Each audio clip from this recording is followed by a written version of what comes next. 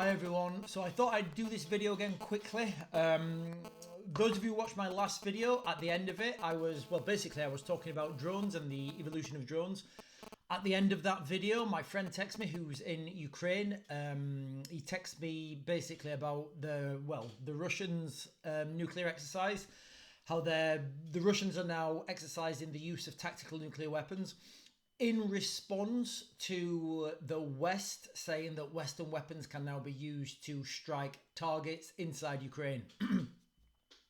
So I had a conversation with him and things got quite wild when he was telling me what things were like in Kyiv, which I'll come on to after I've talked about the article. But the article itself then, I've read a few of the articles now, and basically what they're saying is the Kremlin, because of the West now saying that, you know, Western weapons can be used to strike targets in Ukraine, then the Russians, and comes from some Telegram channels as well, the Russians are saying, okay, if you're going to use your weapons to strike targets in Russia, we're going to look at the option to use tactical nuclear weapons inside Ukraine and potentially elsewhere.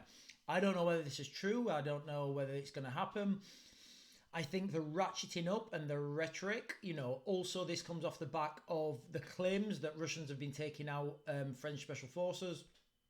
I don't know if that's true. I can't find anything on mainstream media. This is just from Telegram channels, from hearsay, from people I've spoken to. Now, I talked to my friend. I've not spoken to him for a while. And one of the things he was telling me about what's actually happening in Ukraine. Now, you can look at this at two angles of this, and I'll tell you what's happening, and then I'll give you both the angles. So, basically now, in Ukraine, the careers or the recruiting officers, they have the ability, I can't believe I'm saying this, they have the ability now to confiscate vehicles from normal civilians for the military effort.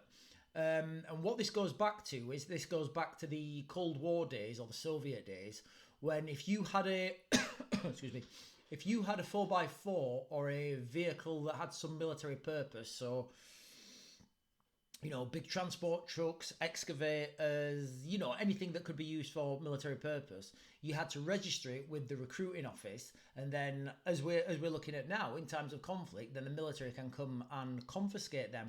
Of course, they get some sort of certificate and they get told they'll be paid for it after the war's over. But can you imagine now what the things are like in Kyiv, you know, if you've got a 4x4 and and people are trying to confiscate it, you know, things are just going crazy out there. Now, either way, the two ways you can look at this is you can look at this as in, you know, an infringement on human rights and it shouldn't be done and it's Ukrainian dictatorship, or you can look at it the way I'm looking at it as, you know, these guys are really hunkering down for the long haul and they're not giving up without a fight, and they're going to throw literally everything at that, including the kitchen sink, and in this case, everybody else's 4x4s.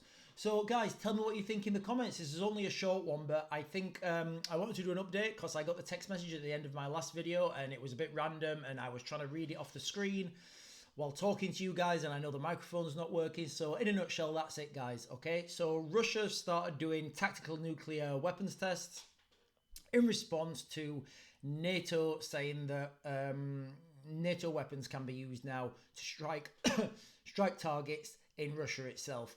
I'm not sure the utility in this because, you know, as soon as I understand it, that the Western weapons can't come too close to the front line, so it drastically degrades their range anyway. I don't know what's going to pan out on this, guys. I'm just telling you as it happens, as I'm getting it. And yeah, if you live in Ukraine, you have a 4x4, it's now owned by the government, or so I'm told. Guys, let me know what you think in the comments, and don't worry, because tomorrow I'm getting a new microphone. I'll see you guys later.